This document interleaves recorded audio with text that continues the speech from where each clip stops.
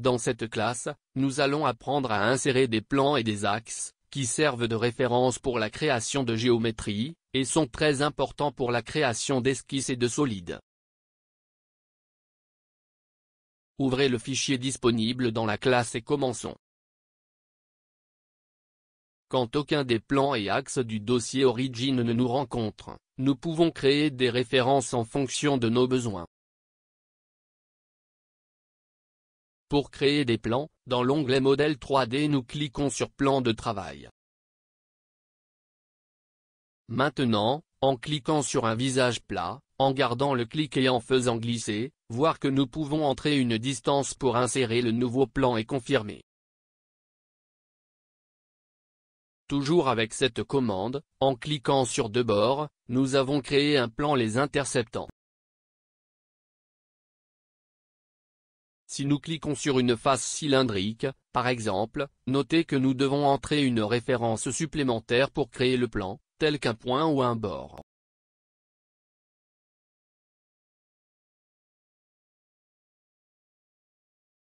Pour supprimer un plan, sélectionnez-le simplement dans la zone graphique ou dans le navigateur et appuyez sur Supprimer. En cliquant sur cette flèche, nous avons plusieurs options pour créer des plans.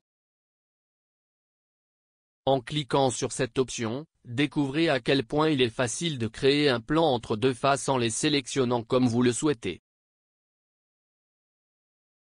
Avec cette option, nous indiquons un bord et une face, puis spécifions l'angle désiré pour le nouveau plan.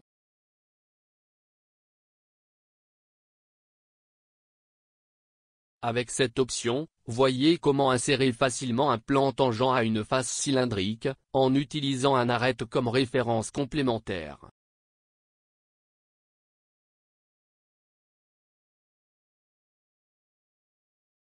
Maintenant, nous allons apprendre à créer des axes en activant la commande Axis de travail.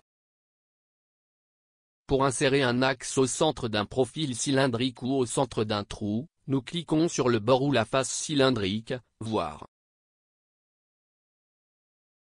Nous pouvons insérer un axe en passant par deux points, en activant la commande et en cliquant sur les points souhaités. Nous avons terminé cette classe ici, où nous avons vu comment créer des plans et des axes. Explorez les autres options de création de ces références et spécialisez l'utilisation de Inventor.